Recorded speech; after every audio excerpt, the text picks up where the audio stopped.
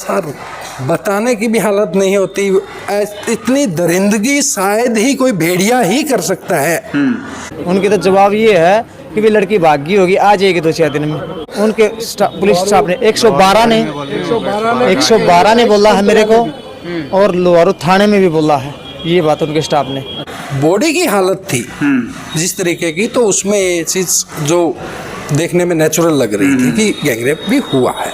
और मैं उनको चिल्ला चिल्ला के कह रहा हूँ भाई कॉलेज में काम हुआ है, ये कांड कॉलेज में हुआ, आइडियल कॉलेज। अच्छा, पूरा विश्वास नहीं, कॉलेज में ये काम हुआ बिल्कुल है। कॉलेज के अंदर हुआ है, ठीक है। और वो जाकर के अभी तक उसको चेक भी नहीं कर सके हैं। परिवार की डिमांड यही है सर कि दोषियों के खिलाफ सख्त से सख्त कार्रवाई हो, जल्द से जल्द उनकी गिरफ्तारी हो। आज का टाइम इनको हमने दिया है कि भी आज तुम कर लो, कल नहीं फिर भिवानी जाम करेंगे। आश्वासन सब दे रहे हैं सर, साथ कोई नहीं। दोस्तों नमस्कार, प्रथम गूंज देख रहे हैं आप। मैं हूं आपका दोस्त त्रिदेव। दोस्तों ढाणी लक्ष्मण भिवानी जिले का एक छोटा सा गांव ढाणी कहें, उसकी एक बेटी रोज़ाना एक प्ले स्कूल में पढ़ाने जाती थी और ऐसे ही तैयार होकर बताया जा रहा है कि 11 तारीख को वो निकली थी, लेकिन 2 दिन लापता होने के बाद उसकी डेड बॉडी मिलती है और डेड बॉडी नॉर्मल हालात में नहीं मिलती, धड़ से सर उसका अलग था। देखने वाले बता रहे हैं कि कुत्ते उस शव को नोच रहे थे जब लोगों ने देखा। और तमाम जो आज मृतक के परिवार के लोग हैं वो मौजूद हैं और उसके अलावा समाज के लोग मौजूद हैं। पूरा गांव यहाँ पे उस बेटी को न्याय दिलवाने के लिए आया हुआ है। क्या कुछ पूरी बातचीत है वो आपको दिखाएंगे और परिजन क्या कह रहे हैं इस बारे में, कैसे ये पूरी जो घटना है घटित होती है, किस पर शक की सुइयां खड़ी हो रही हैं, कौन इस मौत के लिए जिम्मेदार है।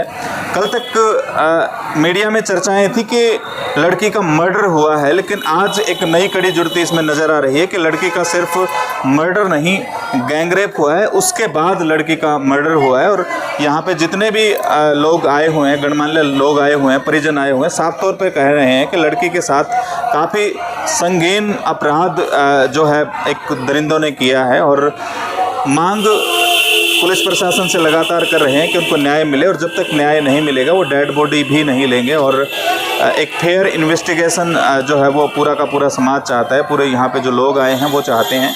काफ़ी सारी भीड़ आपको फुटेज में नज़र आ रही होगी जो एक ही बात, एक ही सुर में बोल रही है कि जब तक न्याय नहीं मिलेगा हम यहाँ से खड़े नहीं होंगे, भले ही 1 महीना भी क्यों ना लग जाए।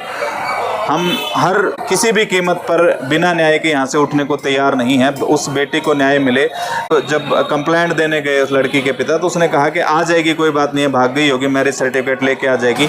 आम बातें ये चल रही हैं समाज में, कोई किसी को लेके भाग जाती है तो आपकी भी भाग गई होगी।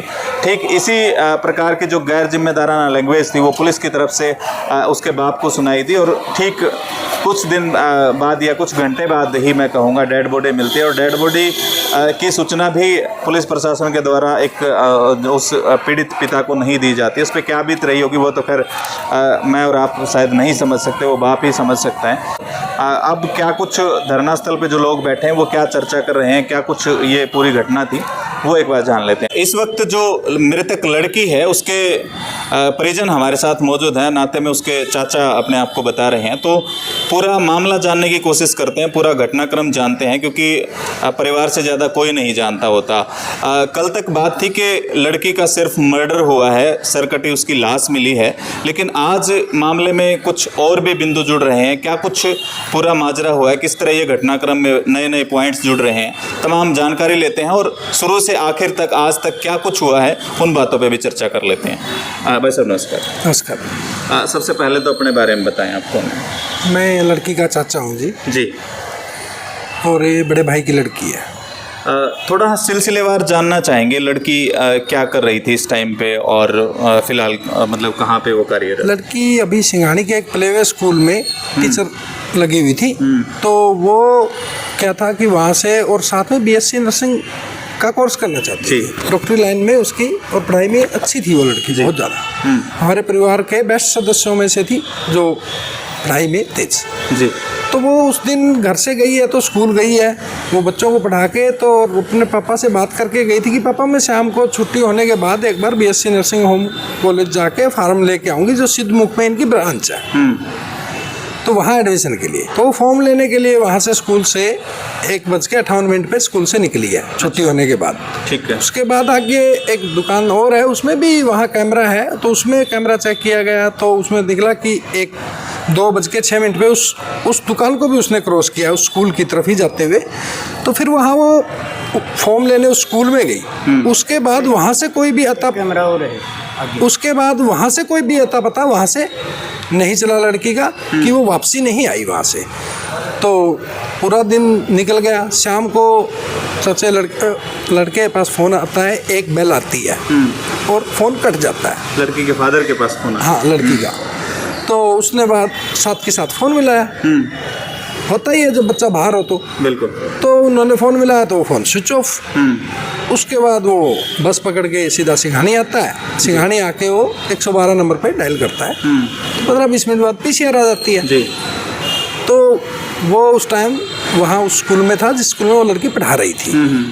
तो उसके बाद उन्होंने PCR वालों ने फ़ोन किया, वैसे ने फ़ोन किया था, हम यहाँ आए हैं। तो बोला जी मैं यहाँ हूँ। बोला आप गली पे आओ तो मैं आपको मिल जाता हूँ। जी। तो वहाँ मिले हैं। फिर उन्होंने कहा, बोला भाई क्या बात हुई है? तो उसने बताया कि ऐसे ऐसे मेरी लड़की है मनीषा, वो यहाँ आई थी और उसके बाद से गायब है। तो उन्होंने पहले तो बड़ी बेशर्मी से उन्होंने कहा यार गई होगी, कहीं आ जाएगी 2-4 दिन तक घूम फिर के, इतनी परेशान होने वाली इसमें क्या बात है।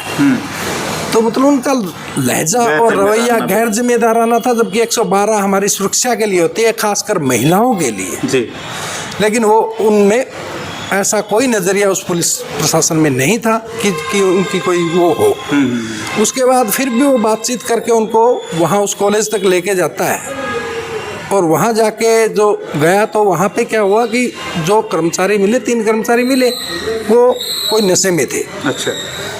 तो वहाँ भी उन्होंने कोई कोऑपरेट स्कूल वालों ने नहीं किया, कॉलेज वालों ने, कि भाई हम। कॉलेज कौन सा है ये, कौन सा कॉलेज? आइडियल कॉलेज के नाम से है, कोई CCT नर्सिंग होम के नाम से ही है सिंघानी में। अच्छा। वहाँ पे तो वहाँ उन्होंने भी कैमरे चेक करा दो तो ना, तो उन्होंने कैमरे चेक कराए और नहीं उन्होंने वहाँ कोई अंदर घुसने तक उनको नहीं दिया। नहीं पुलिस ने उन पे कोई दबाव बनाया कि भाई नहीं, पुलिस चाहती तो कोई इतनी बड़ी इशू नहीं था। पुलिस चाहती तो कम से कम CCTV कैमरे तो आप चेक कर ही सकते हो, सर्च वारंट आपके पास नहीं है। लेकिन वो क्लू के लिए होता है। CCTV कैमरेज की फुटेज तो सिर्फ क्लू के लिए होती है, ना कि सर्च वारंट के लिए होती है। वो भी इन्होंने नहीं किया। पुलिस वाले उल्टा उनसे हाथ मिला के उनकी पीठ थपथपाया, कोई बात नहीं भाई चलो कल मिलते हैं करके एक अपनी खाना पूर्ति करके वो आ गए। चाचा लड़के को भी वहाँ ले आके उन्होंने बस स्टैंड के पास छोड़ दिया। अब रात को और क्या करेगा इंसान, वो घर आ गया। घर आके वो सुबह जब 8 साढ़े 8 बजे लुहारू थाने में गया तो उन्हें वहाँ जाके वही बातें दोहराई कि भाई ऐसे ऐसे मेरी लड़की कल से गायब है, मैंने ऐसे ऐसे फ़ोन कराया था। PCR आई थी। तो वहाँ के SHO और जो स्टाफ था वो उसने भी सेम बातें वही कही, यार क्या हो गया, बोला 2-4 दिन में मैरिज सर्टिफिकेट लेके आ जाएगी, ऐसे आ जाएगी, भाग गई होगी कहीं। तो उसको मेंटली डिस्टर्ब ही किया उन्होंने, उसकी सहायता करने की बजाय। उसके बाद ये पूरा दिन छानबीन करते रहे लेकिन नहीं कहीं कोई सुराग लगा। पुलिस को भी साथ लेके घूमते रहे, पुलिस को साथ लेके भी गए वहाँ, लेकिन उन्होंने फिर भी उन्हें कैमरे चेक नहीं करने दिए और न ही कॉलेज की तलाशी करने दी। उसके बाद जब पूरा दूसरा 12 तारीख की नाइट भी जब निकल गई तो 13 नाइट को सुबह जब फिर से जब जाने लगे तो उन्होंने फ़ोन किया चौथे लड़के ने, मैडम है कुंतला ASI है, तो उनको फ़ोन किया कि भाई ऐसे ऐसे। तो वो बोला जी ऐसे ऐसे एक लाश मिली है तो हम वहाँ जा रहे हैं, तो भाई आप भी आके देख लो। वो भी उसने फ़ोन किया तो बताया नहीं, तो इतला करनी उन्होंने ज़रूरी नहीं समझी। हाँ भाई लाश मिले तो एक बार एक एरिया में एक ही लड़की गायब है और कोई ऐसा इतना बड़ा कोई वो नहीं है। नैतिक फर्ज भी पुलिस का यही बनता था कि भाई वो इतला करते पहले कि लाश मिले, लेकिन वो खुद के फ़ोन करने से उस चीज़ को ये चीज़ पता चल रही है। पुलिस का रवैया बिल्कुल गैर जिम्मेदाराना। अच्छा, तो जैसे ही आपने भी डेड बॉडी देखी होगी तो किस हालत में वो पड़ी थी, थोड़ा सा वो सीन जानना चाहूँगा। सर बताने की भी हालत नहीं होती, इतनी दरिंदगी शायद ही कोई भेड़िया ही कर सकता है। गला बिल्कुल कटा हुआ, सिर्फ और सिर्फ एक खाल के सहारे लटका हुआ और मुंह पे एसिड डाल के जलाया हुआ। और कुछ ग्रामीण हमें मिले यहाँ पे, यूं कह रहे थे कुत्ते नोच रहे थे कुछ देर पहले डेड बॉडी को। सर देखो, रात को 3 बजे वहाँ छोड़ा है तो उसकी कोई चौकीदारी तो कोई नहीं कर रहा था।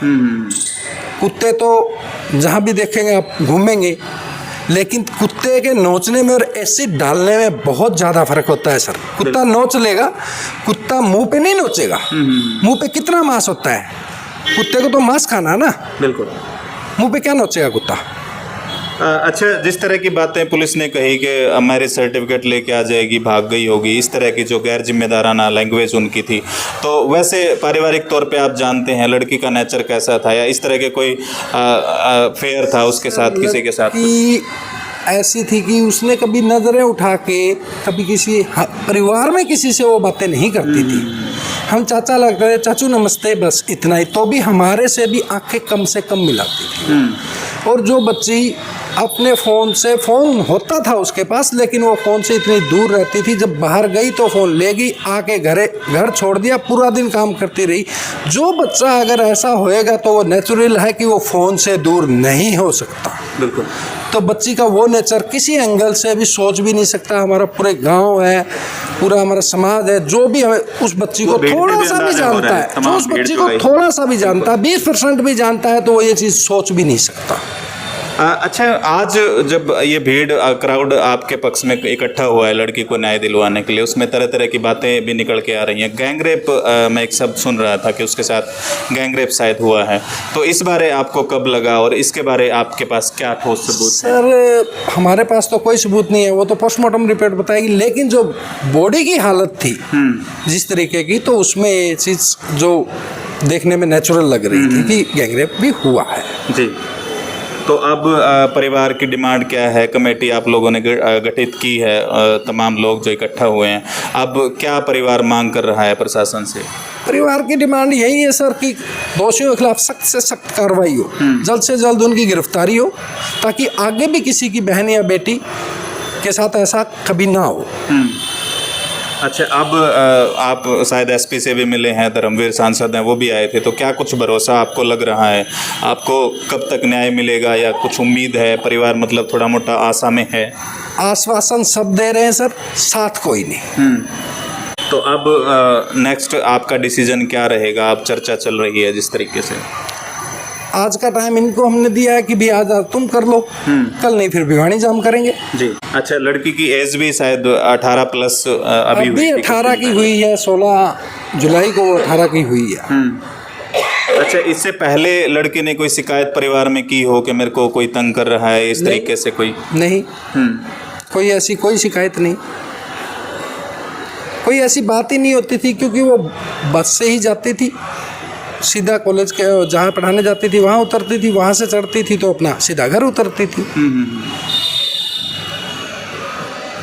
एक पुलिस अधिकारी को मैं अभी सुन रहा था, उसने कहा कि हमारा मकसद ये नहीं है कि हम पोस्टमार्टम करके डेड बॉडी आपको दे दें, हमारा मकसद है कि 1 साल बाद आप मीडिया के सामने ये कह रहे हों कि जिस बच्चे के साथ जो घिनौना अपराध लोगों ने किया वो आज फांसी की सज़ा की ओर अग्रसर हैं और पुलिस ने फांसी की सज़ा इनको दिलवा दी। तो हमारा मकसद ये है कि उसको फांसी मिले। पुलिस के इस बयान से आप कितना इत्तेफाक रखते हैं, कितना संतुष्ट हैं आप? सर सभी चाहते हैं, एक हम और आप ही नहीं, ये समाज का हर वर्ग चाहता है ऐसे भेड़ियों को फांसी ही हो, ऐसे भेड़ियों को किसी प्रकार का रहम ना मिले, कड़ी से कड़ी ही सज़ा मिले। लेकिन पुलिस करे तभी की ना ये चीज़, पुलिस प्रशासन उस चीज़ पे कार्रवाई करे तभी हो सकता है ना ये पॉसिबिलिटी। जिस स्कूल की मैं बात कर रहा हूँ उसकी डीवीआर चेक करी गई है, डीवीआर चेक करी गई है, वो ब्लैंक निकली है।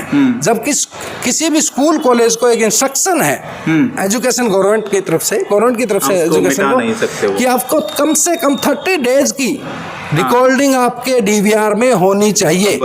हर एक स्कूल इसको फॉलो करना चाहिए, नहीं आपकी मान्यता तक रद्द हो सकती है जी। और उसकी डीवीआर ब्लैंक क्यों है? क्यों लगाए जाते हैं कैमरे इसीलिए लगाए जाते हैं कि वहाँ होने वाली कोई भी अनहोनी घटना को कैच किया जा सके। किसी बच्चे को साथ कोई अंदर से आ रहा है, कोई बच्चा कोई क्लास मिस कर रहा है, कोई बच्चा बेवजह बे टाइम पे बाहर निकल रहा है, इसी चीज़ों की निगरानी के लिए कैमरे लगाए जाते हैं। उनकी डीवीआर ब्लैंक होने का क्या मतलब है? आप पारिवारिक सदस्य हैं और काफ़ी पढ़े लिखे भी लग रहे हैं। अब इस पूरे मामले को देखने के बाद आपको मतलब कौन दोषी नज़र आ रहे हैं, किस पे आपकी जो शक्की सुई है वो घूम रही है? कुछ नाम ऐसे हों जो आप जाहिर कर सकते हैं? सर देखो, स्कूल प्रशासन के नाम हमें नहीं पता, लेकिन जो हमें जो लगता है अभी तक, जो हमारे जितनी समझ में आई है, वो यही लगता है कि कहीं ना कहीं उस कॉलेज की भूमिका संदिग्ध है। वहाँ गई है और वो न कैमरे चेक करने दे रहे हैं, इवन तक स्कूल के अंदर तक नहीं आने दे रहे। तो कुछ ना कुछ उस स्कूल की भूमिका है। कुछ लोहारू पुलिस की मिली भगत है, वो भी उस चीज़ को उनके साथ चाहते तो थोड़ा बहुत कोऑपरेट करके उनसे वो डीवीआर वगैरह पहले भी हो सकता था, ये एक दिन पहले भी ये चीज़ें हो सकती थी। वो जब कह रहे हैं कि प्रूफ ले आओ, क्या आज पुलिस को इतना भी अधिकार नहीं है कि एक स्कूल में जाके वो सीसीटीवी कैमरेज की फुटेज भी देख सके? तो दोस्तों, पीड़ा आपने सुनी। और जो सरकार बेटी बचाने के लिए बड़े बड़े दावे करती है, जो पुलिस एक कोल दूर होने का दावा करती है, वो किस तरह से, कितनी गंभीरता उनकी बातों में दिखती है, वो तो खैर सामने आ ही गया। पुलिस को जरा सा भी ये शर्म नहीं आई कि कम से कम एक दुखी पिता आया है उसके पास, तो कम से कम उसको ये भरोसा तो दिलवा दिया जाए कि पुलिस आपके साथ है और जो हमसे बन पड़ेगा वो हम करेंगे। बाकी फ़िलहाल जहाँ जो पीड़ित के परिजन है, जो पीड़ित मृतका है, उसके परिजन यहाँ पे मौजूद हैं। तमाम आसपास के जो क्षेत्रवासी हैं वो मौजूद हैं और किसी भी सूरत में वो डेड बॉडी लेने को तैयार नहीं है। और फिलहाल यही कह रहे हैं कि जब तक कोई न्याय की बात नहीं होगी, जब तक कोई लॉजिकल बात नहीं होगी, वो डेड बॉडी नहीं लेंगे, चाहे उन्हें 1 महीने तक का भी इंतजार क्यों ना करना पड़े। हमारी बेटी थी, वो अब ख़त्म तो हो ही चुकी है, उसमें बचा ही कुछ नहीं है। बाकी फ़िलहाल प्रथम गूंज जो है इस पूरे मुद्दे पर नज़र बनाए हुए है। आगे भी कोई इसमें नया मोड़ आता है तो हम ज़रूर आपको सूचित करेंगे। देखते रहिए प्रथम गूंज। धन्यवाद। जय हिंद, जय भारत।